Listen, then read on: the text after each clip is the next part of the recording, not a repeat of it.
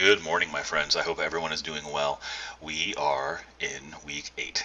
This has been a long term. There's been a lot going on in the world that has taken our energy away. There has been other internal challenges with instructor changes and that sort of thing. It's been, I'm assuming, a difficult term for many of us. Here we are. We're at the end. So I want to do two things today.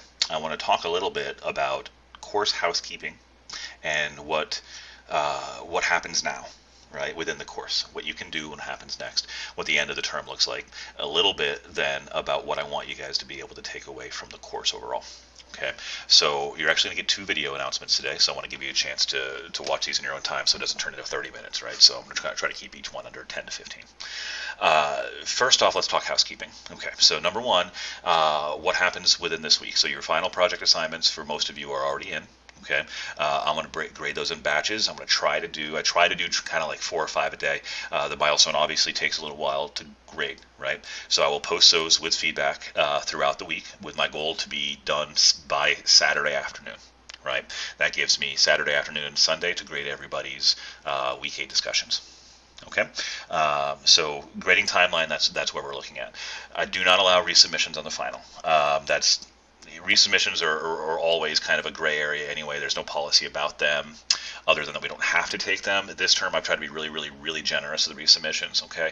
But I do want to make it clear at the get-go that the information that's presented in the final has been assessed already in the other milestones with the exception of those 2 conclusion criteria, all right? So you've already had an opportunity for feedback, already had an opportunity to re-engage with the material. And then again, it just comes down to timing, right? So all the grades are due when they're due. And so as you get your feedback, if you have any questions about it, please do let me know. But I like to put that out front that we just don't do I don't do resubmissions on the final project submission. Okay, which I think you'll find is pretty standard. Now, the rest of the work. Okay, I'm going to be going through this evening and sending an email to folks who have a significant amount of outstanding work.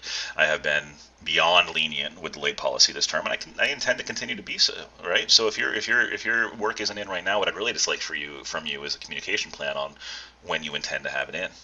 Now, if you're dealing with some extenuating circumstance that prevents you from having stuff done by the end of the term, you can let me know. I got to know in advance, though. I can't help if I don't know.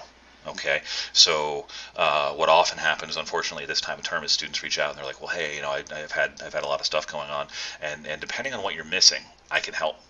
But if it's a lot, then we need to get back in touch with your advisor about what other options may be available to you. Okay.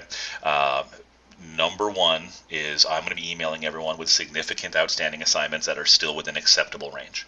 Okay, so if you're still missing a milestone from week 5, week 6, or something like that, then we can talk about getting that in. But I need to know. So if you're watching this video and you know that you've got stuff outstanding that you plan on getting in, please tell me. Okay. Secondly, with the final, if you don't have it in right now, you're still within the late policy, right? You still have the ability to turn that in before the end of the term. I want to be really clear on this point, right? Unless we've made prior arrangement, work must be submitted by midnight on Sunday. Okay, that's a hard and fast rule, and that's an important one for me to honor. So if you think you can't, we've got to chat. I'm happy to talk through options. Okay, all right. Now, in regards to where grades stand, the class on a whole is doing really good. If you're looking at your grade and it isn't where you want it to be, take a peek at outstanding assignments and send me an email and tell me what you think you can get in. All right.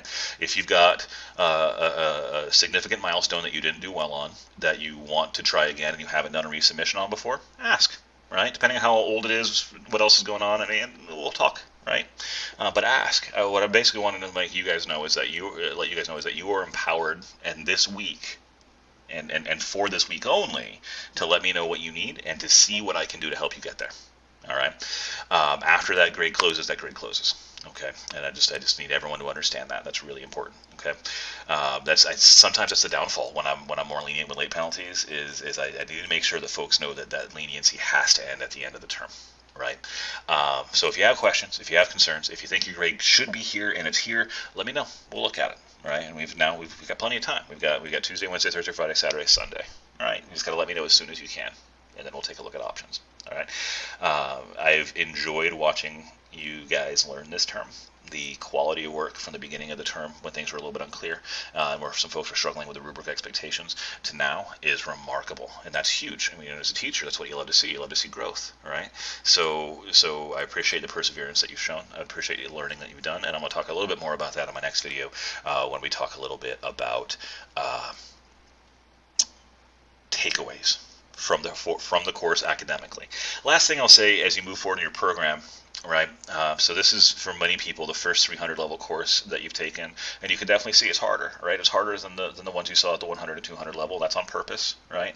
If we were back in a traditional brick and mortar context, what you'd be looking at right now is your junior year level of courses. So there's definitely an uptick in expectations, and that's to the good, right? What you'll see in this course is a lot of the work that we do in the program is done at the 300 level with just 2 classes at the 400 level. One of those is a capstone, which is where you'll pull all of the information that you've learned throughout the program and combine it.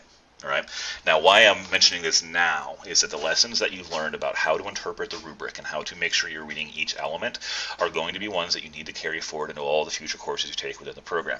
Okay, that is something that is the key to making sure you're getting the grade that you're looking for and reflecting your understanding of the material, and making sure that you're demonstrating that you've met the learning objectives of the course, right? That's what those rubrics are for. Those rubrics are for us to say, hey, listen, human service community, you can hire this person and they know what they're doing, and we can prove it because we've assessed their ability to reflect all of these professional standards.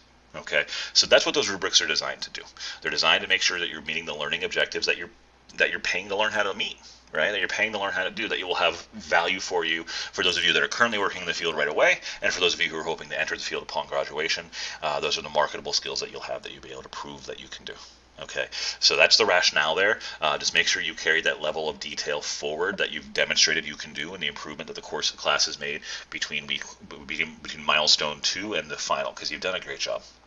It's milestone 1, sorry. It's assignment 2.1 milestone 1. You're going to notice I make that mistake a lot. All right. Really enjoyed this course. You guys have done an amazing job.